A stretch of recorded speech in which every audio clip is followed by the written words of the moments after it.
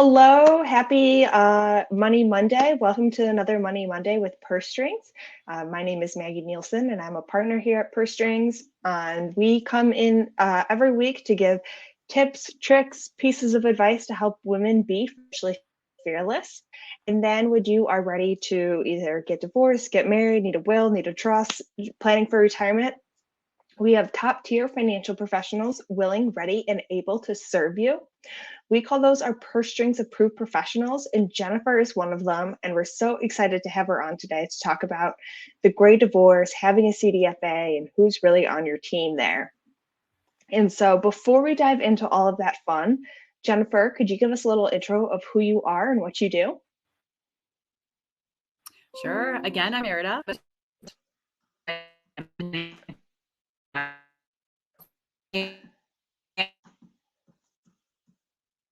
Mother of 6 children, and all been in the financial industry. Try to succeed. Yeah.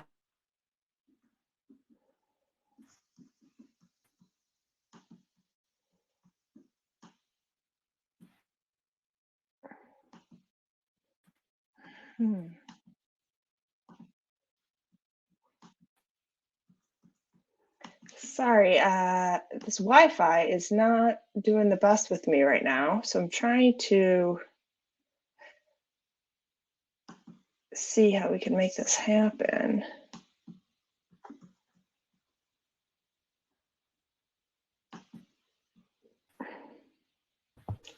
Can you hear me?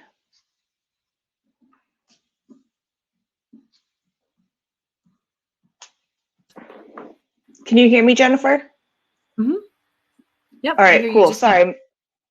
My Wi-Fi kind of snuck out there for a minute. So I missed some of that intro, but I hope everyone else caught it. And so today we are going to be diving into the great divorce and who's really on your team. And a huge portion of that is a CDFA, which is a designation I know you have. And so can we just start by kind of explaining what the CDFA is, what that stands for, and all that good information? Sure. A CDFA is a certified divorce financial analyst. And what that means to you is it's someone who is specifically licensed and tested many times over in all aspects of divorce. So divorce finance, understanding law, court proceedings, it really goes in through the whole holistic version of finances through divorce. And you have to pass 4 different tests and case studies to really understand that situation and complexities that go along with a process that most people don't want to go through or don't think they're ever going to go through. And then when they find themselves there, it's needing that financial expert, that financial person to walk alongside you and say, all right, we have somebody for the law, right? But then we have somebody for the next important thing, which is finances, because that's how you're going to plan for financial security in the future. So that CDFA is specialized. Like I said, financial advisors can do this as well, but that CDFA took that one step further to really hone in and understand the aspects and the emotions and the finances around divorce. Which is huge. I mean, the law is a huge portion, but the finances and the emotion and navigating all of that is also it's a whole boat as well. So it's really important to kind of have somebody who has the specialty and this designation when you're going through this unique process. And so I know we were talking a little bit about how the attorney does law and the CDFA does finances. So do you need both professionals on your team, like an attorney and a CDFA? I want to rewind to people to their wedding, right? So if you think of somebody who's getting married and all of the professionals that are involved in that one day for your wedding, you have someone that's doing the dress, you have the flowers, you have the food, you have the cake, you have the minister, the church, the venue, the photographer, right? We can go on and on about people who put together a wedding. And then, statistics, right? At times it's 50, at times it's 40%. Both are high percentages of people that will go through divorce. And they rely just on the lawyer, which thank goodness, because lawyers are amazing. But think of all the other aspects that go along with getting divorced, right? Children, you could use a therapist, a mortgage broker, and a financial expert or financial advisor should be in there somewhere, because if you think about it, right, you've taken your finances and you've put them together, and now you have to take your finances and you have to separate them. And that is not an easy feat. And what does that look like for the future? So we talk about different stages, and I know we're going to talk about gray divorce here, but if you look at it and you're closer to retirement and all of a sudden now you thought your future was going to be together and that you had your 401ks and you had your pensions and you had your finances, and now you're on your own, can you still retire? What does that look like?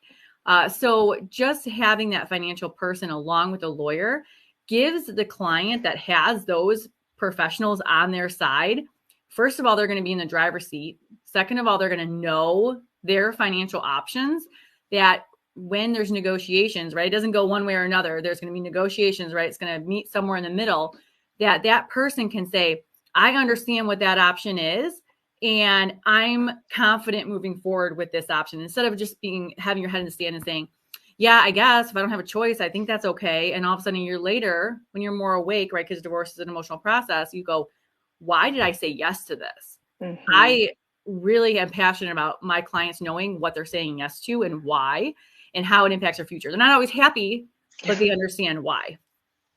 I love that analogy of kind of, for a wedding, you have to hire all these people, because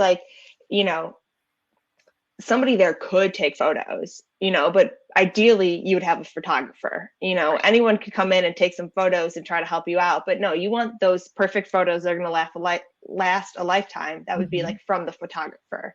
And so I kind of like that analogy about how, when separating, you also need all these different professionals. Right. Because those decisions are honestly more important and more impactful to, can I survive in the future? Like, will I be able to pay my bills? Will I be okay? I believe those questions are more important. And that's another thing I wanted to touch on, is how you mentioned, when sometimes you'll come out, a year or two later and then kind of regret that decision that you made. And it's easy to kind of put our head in the sand and just say, I'm trying to get this done, right. And kind of bypass some of these decisions. But it is important because they are life-lasting, impactful decisions. They're not things that we can go back and kind of edit later. So having someone on your team who can really, see clearly, and see what the future might look like just a bit, is super helpful. Exactly. Objectively. And life is still going on while you're getting a divorce. I help a lot of higher end C-levels in businesses, women that are going through divorce, and they're still running a business. They still have small children. They're still, running their family household. And now they have an upheaval of divorce, and they need to figure everything out while everybody's asking them questions. Think of just in a normal daily life when my children ask me for questions. I'm like, I am trying to work and get everything done. Right. Well, now have the detrimental effect of divorce on your mind, that your whole life is turned upside down, and you're having to make decisions that are, very, very important, along with everything else going on. Life doesn't stop. So having that professional say, hey, let's think about it this way. Let's bring it down, and maybe get too into the weeds. Let's go up here and say, all right, make this decision because this is going to save you this much with the lawyer, and this is what probably could happen anyway. And really giving them that security and that empowerment of those options, that they say, okay, I understand this and I understand why. And they're confident with their lawyer. Because sometimes people will go back to the lawyer and say, well, why are you saying this? Do you have an ulterior motive? And they don't. Lawyers don't have an ulterior motive, but having a couple professionals there, that client feels more secure and confident about those decisions. Right. Everybody with their expertise agreed that this would be the best decision for me. So they're probably right. And have that kind of, have you on their side. And so when's the best time to start working with the CDFA, if, in a perfect world? In a perfect world, it's going to be before you file for divorce or before somebody files for divorce. Because if somebody else is filing, it's kind of brought upon you. You don't have a choice. Right. But if you're contemplating getting a divorce, if there's abuse situation or if there's something going on, you're like, I've tried everything. I know this is the route I have to take. Really getting that groundwork, because a lot of people are going day to day and they're not understanding where they're even at status quo of their budget, of what they're spending, because they have two incomes coming in, they have kids, and they're living life like we all do. Now we have to say, okay, where are we? What are we spending on food, going out to eat? What are our bills? Where are we at for retirement? Where's my savings at? What are my assets? So we can really get a good base to then have you make the right decision, not based on, can I survive? Do I have to stay in this because I don't know if I could survive? You have the answer. Yes, I'm going to be able to survive, or I have a good projection, right? I don't know. Like, divorces go in all different realms. All we can do is provide a good base or good projections. And then that person can really sit back and say, all right, do I need to file? Am I doing this for the right reasons? Not because I'm scared I can't survive, but I know that I'll be okay. But can I help this person, or can this marriage, survive and be fixed? Also, then if you're asked for divorce, right, if you don't have a choice and somebody filed, then getting that financial help right away, saying, okay, what does this future look like? I think so as soon as possible, the best. But I work with clients even after. So the divorce is final, right? We can't go back and change any decisions made. And I'm sure everybody was in good hands, but we can't change that. But we can say, all right, what's your future going forward? Because sometimes people are, after the divorce is final, they just want to put the divorce decree in their drawer and not look at it again. And you need to take that out and hurry, because there could be deadlines or there could be timelines on there. So we can start building a plan in bite-sized pieces to make it where you're saying, okay, I get these things done. Now I can look at my will. Now I can look at refinancing. Now I can look at, changing all the titling, beneficiaries, everything that goes with it. So any stage is great. But of course, like everything, the sooner, the better. You're going to have more financial confidence and stability. Definitely. I love that. Yeah, because it's important to figure out where all your assets are, what the cash flow is like in your house, before you dive in. But any time is great, as long as you have the conversation and jump in, that's really ideal.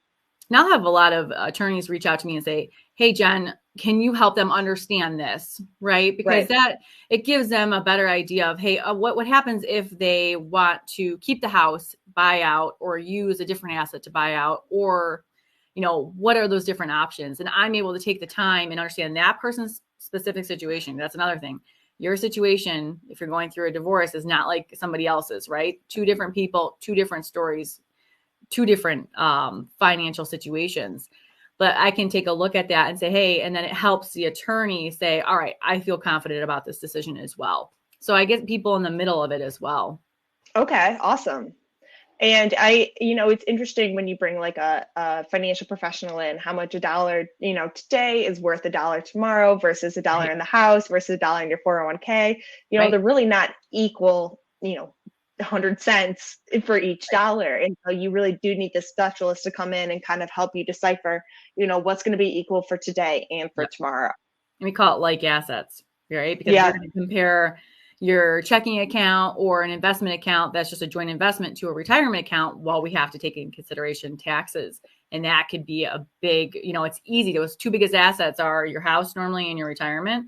Yeah. And those two are normally not comparable because of the tax treatment of both of those. Right. That's why, it's wild. So I'm like, oh, you need somebody else. Yeah. You need somebody else to help you there. Yes. So is there a certain age of client going through a divorce that's ideal to work with a CDFA? I always, anybody can work with the CDFA at any time, right? If you do not have a lot of assets, right, you might just need a little bit of budgeting help. If you're just starting out, if you're married for a couple of years, you're more than likely CDFA services aren't going to be as beneficial. But when you look at it and you think closer to retirement, so great divorce is clients that are getting divorced 50 years old or after, right? They're closer to that retirement. Some people are after retirement, right? The person is now home all the time and you guys have not really seen each other, and now you're together all the time. You're like, this is not working, right? So they're getting divorced after retirement. But it's that age when you're close to retirement that I think is so important to understand. What does it look like if you have $500,000 in your 401k and now you have $250, right? It's a marital asset, so it's not yours and mine, right? But now you have $250 and the other person has $250. So what does that look like for your retirement?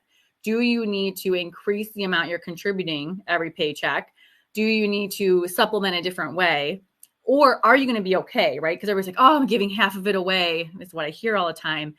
That's not the case, right? But I'm giving half of it away and I'm never going to be able to retire. Well, let's not say never. Let's understand what that looks like and what your projections are, or maybe there's another option there. So yes, as we get closer to retirement, I think 50 or over, it is very important to seek financial guidance from a CDFA along with your attorney, and then also along with a mortgage rep, because, right, we got to make sure that we know, can we afford the house? Can we not? It all goes into finances.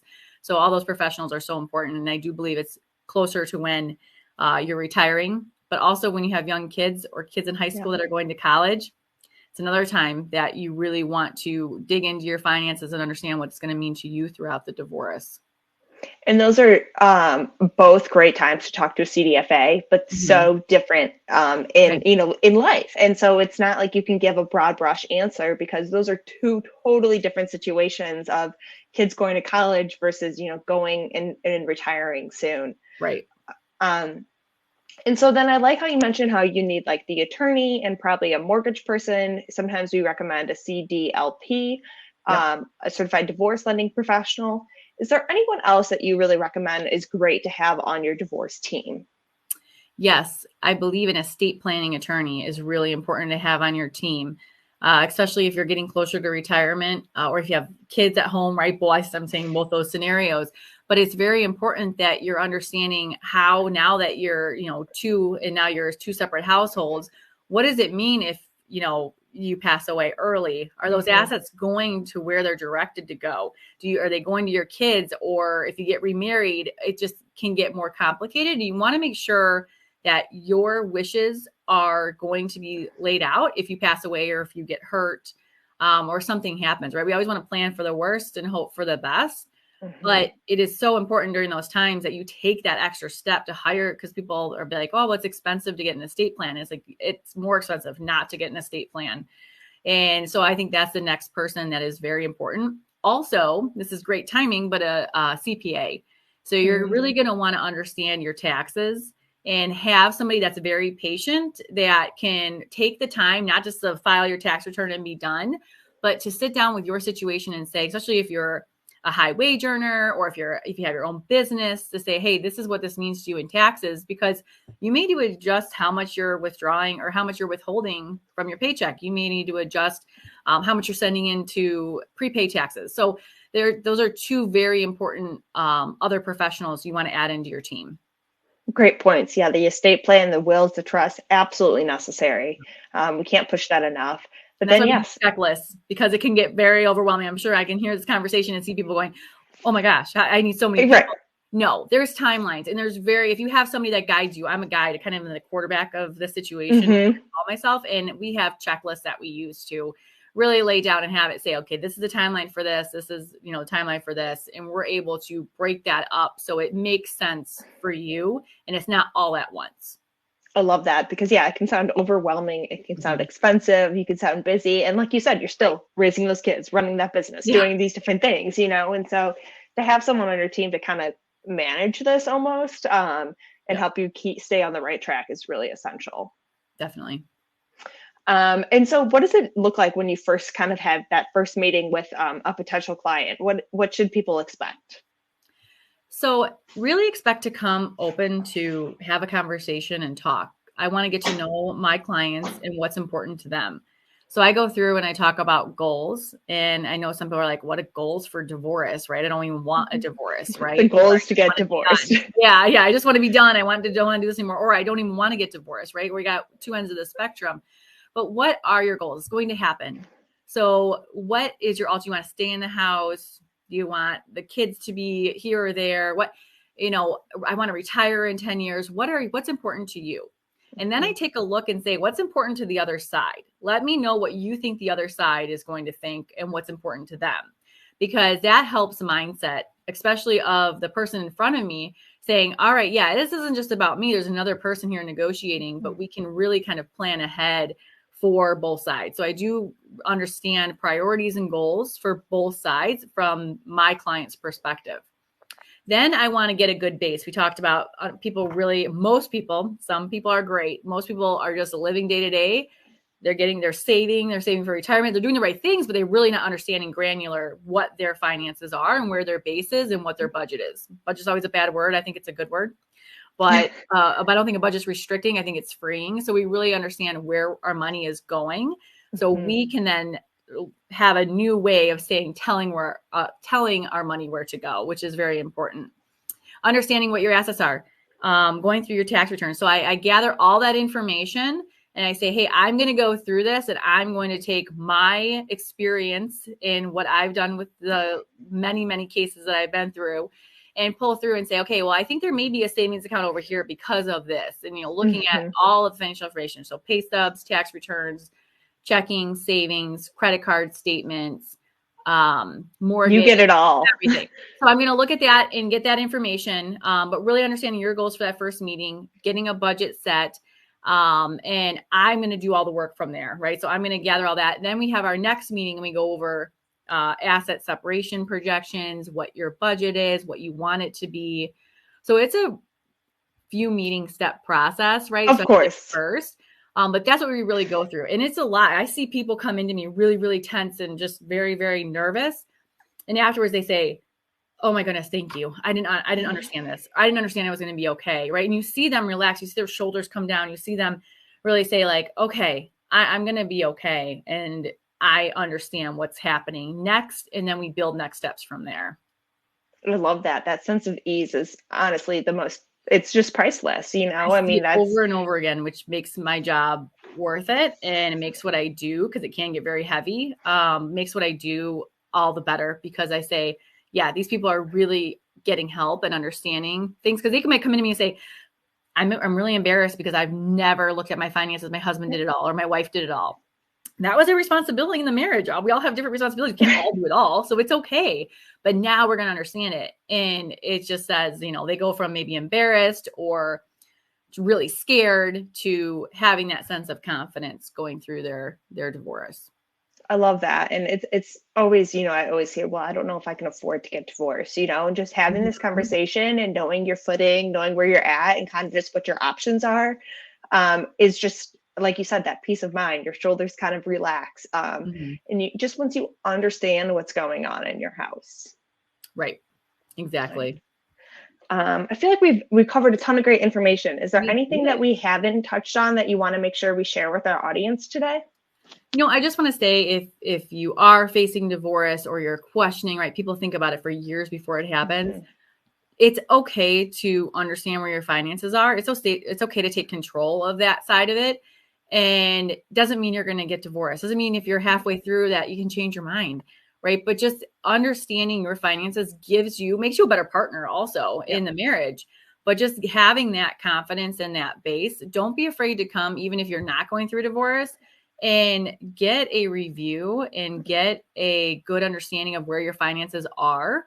And like I said, it doesn't mean you have to get divorced. People say that all the time. Well, maybe I don't want to. It's okay. I'm here to help give you that information and give you that confidence. And that's my goal for my initial meetings. I love that. Yeah. This conversation does not lock you into being divorced. And it's great information just to know, if your partner gets in a car accident or anything were to happen, you just know, because we're not all like The Notebook where we die together on the same day in bed. Right. And so, that's awesome if that happens for you. But if it doesn't, now you know what's going on in the household and the household finances. So if anything, it's just a great base knowledge to have. Like you said, it makes you a better partner. So it's great information to have, if you're thinking about getting divorced or not. So yeah, thank you for bringing that up. Yeah, I think it's important. So as through this live, Jennifer's email has been going through the bottom. She's also one of our Purse Strings approved professionals. So you can check her out on our site, pursestrings.co. Is there any other way you like people to reach out to you? If you are up for a phone call, you can reach out to Tranel Financial Group at 847-680-9050, or the phone call or the email that's been scrolling along is perfectly fine as well. Awesome. Well, thank you today, Jennifer, for coming on and sharing your expertise. If anyone still has questions, please reach out to Jennifer or Purse Strings, as we're happy to help you through this process. And as we said, the best thing to do is just get started. And so let's just, start these conversations and be financially fearless. So thank you again, Jennifer, and we'll talk to Thank you, everyone soon. Maggie. All right, bye-bye.